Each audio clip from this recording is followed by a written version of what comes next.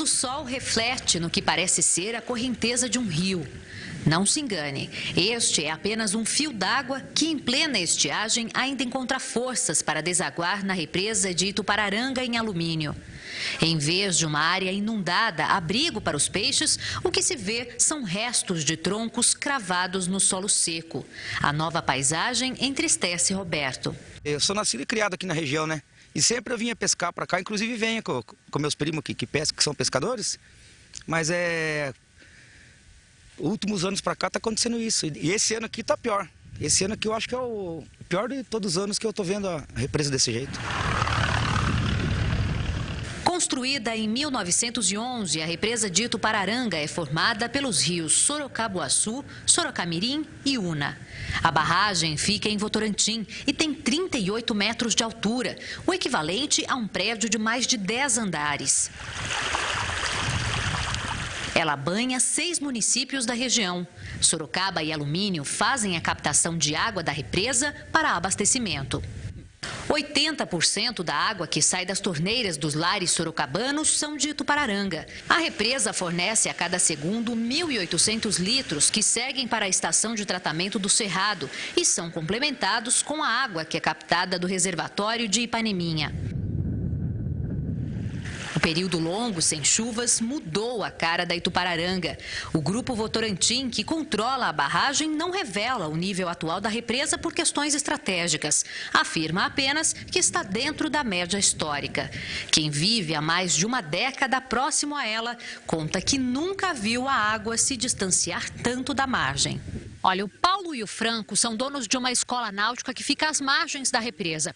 Eles disseram que a situação crítica provocada pela falta de chuva é ainda mais visível quando se percorre a Itupararanga de barco. Então, é exatamente isso que nós vamos fazer. Como não se impressionar com tanta beleza? O verde que cerca as águas é como a moldura de um quadro. Os olhos chegam a desviar do problema. Mas bastam alguns minutos para que a triste realidade se imponha à nossa frente. Olha, nós mal embarcamos e já nos deparamos com essas pedras enormes no meio do caminho. É difícil acreditar, mas elas ficavam completamente submersas. É isso mesmo, Fran? Exato. Para ter uma ideia de quanto água já está faltando, o nível da água ficava na ponta daquele tubo. Ou seja, 3 metros de água acima das pedras. Isso é um perigo para as embarcações. Principalmente quando tem pequenos afloramentos na flor d'água, que é difícil quem está navegando poder ver. O nível cada vez mais baixo revela grandes faixas de areia.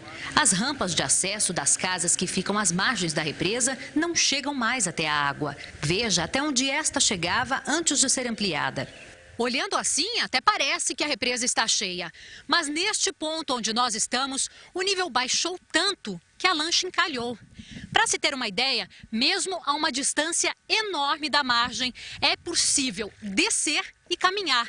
A profundidade aqui não passa de meio metro. E a situação é essa em vários pontos da Itupararanga. A represa rasa também prejudica a irrigação, essencial para as propriedades rurais da região.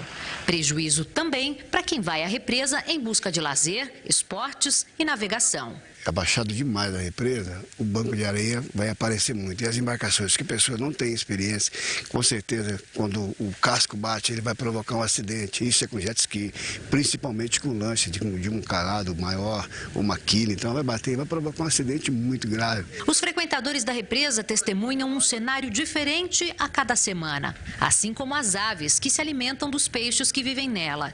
Elas agora pousam na água rasa para aguardar os cardumes. Pois é, a Adriana Perrone, junto com o repórter cinematográfico Fernando Belon, passou 2 dias preparando esta reportagem. Ela percorreu uma grande extensão de Itupararanga, né, Adriana? E a gente percebe na reportagem que esse foi um cenário assim, que realmente te surpreendeu, né? Me surpreendeu bastante, Daniele. Durante todo o percurso de barco, a gente viu aquela imagem daquela faixa de areia enorme contrastando aí com a mata verde, né, no entorno dessa represa. Fora essa imagem que acompanhou a gente o percurso todo, a gente tem aquelas aves pousando no centro da represa. Isso não é uma imagem normal, né? Uma ave pousando no centro da represa por causa do nível super baixo. Pois é, a gente não tem dados oficiais, mas você conversou com moradores, enfim, as pessoas que te acompanharam também nesse percurso, né? quanto que elas imaginam que tenha descido o nível de Itupararanga? Olha, alguns moradores disseram que em alguns pontos o nível baixou mais de 10 metros. Né? Em outros pontos, cerca de 3, 4 metros, mas muitos disseram que chega a 10 metros. Pois é, a gente mostrou a situação de Itupararanga, né, que é um reservatório imenso, mas a gente tem também cenas, imagens de um outro reservatório que, embora seja menor, também é muito importante para o abastecimento aqui de Sorocaba, que é o reservatório de Paneminha, né, Adriana? Isso, esse reservatório, ele complementa a água que é captada da represa de Itupararanga. Então, enquanto Itupararanga fornece 1.800 litros por segundo, a Ipaneminha fornece 400 litros por segundo. Então, essa água toda segue direto para a ETA do Cerrado, que é a principal de Sorocaba e abastece aí 80% da cidade. Pois é, a gente já enfrenta racionamento na zona industrial. Se essa situação persistir, pode ser que esse racionamento se amplie para o restante da cidade. Sim, essa inclusive é a posição do SAI. Isso deve acontecer se a gente tiver aí dias prolongados de calor. Pois é, a gente não pode falar de racionamento, de seca, sem falar de Itu, a cidade da nossa região, que enfrenta hoje uma situação desesperadora. Você esteve lá hoje, né, Adriana? Sim, nós percorremos alguns bairros de Itu hoje, inclusive aquelas bicas onde as pessoas vão pegar água, buscar água gratuitamente, filas enormes, pessoas desesperadas, emocionadas, crianças sujas, muitas mulheres, inclusive, emocionadas porque não tem água para dar banho nos filhos, não tem água para limpar a casa, não tem água para beber. Inclusive, nós conversamos com uma senhora que ela tem um irmão doente e ela não consegue trocar a roupa de cama desse irmão. Então, assim, a situação está muito crítica, a população está desesperada, Daniele. Essa foi a palavra que você ouviu lá, na verdade, né? E olha só, a falta d'água pode acabar se tornando um problema de saúde pública, né?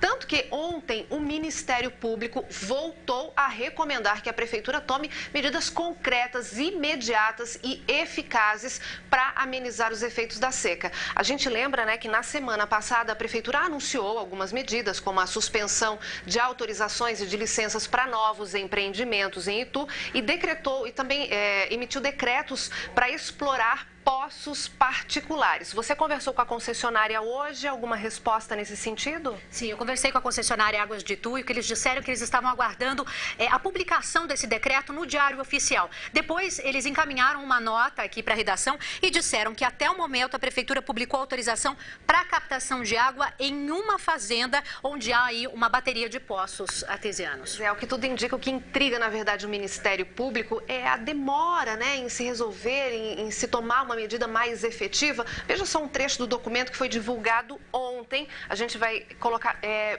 a tela anterior, o outro trecho. Vou pedir para o nosso diretor de TV colocar o outro trecho do Ministério Público. Exatamente, ó. As outorgas de direito de uso de recursos hídricos a particulares podem ser suspensas parcial ou totalmente para atender a situações de calamidade, bem como para atender a usos prioritários de interesse coletivo, quando não se disponha de fontes alternativas. Portanto, não se justifica a inércia do município em aguardar a colaboração voluntária desses particulares, sendo possível estender a requisição administrativa. Esse é um trecho importante porque o município alegava dificuldade em entrar nas áreas particulares e fazer a captação de água, né? Agora, o Ministério Público também colocou à disposição da população um e-mail para que sejam feitas denúncias. Agora sim, a gente tem aqui, ó, pjitu@mpsp.mp.br. A gente repete para você, ó, pjitu@mpsp.mp.br. Daniela, é importante a gente complementar que são denúncias de desperdício de água e denúncias, inclusive, de ligações clandestinas. Então, para as pessoas mandarem e-mail para denunciar. Tá certo, Adriana, obrigada, viu, pela sua colaboração e que a gente espera que, na verdade, esse problema que já se arrasta há 6 meses em Itu seja solucionado rapidamente.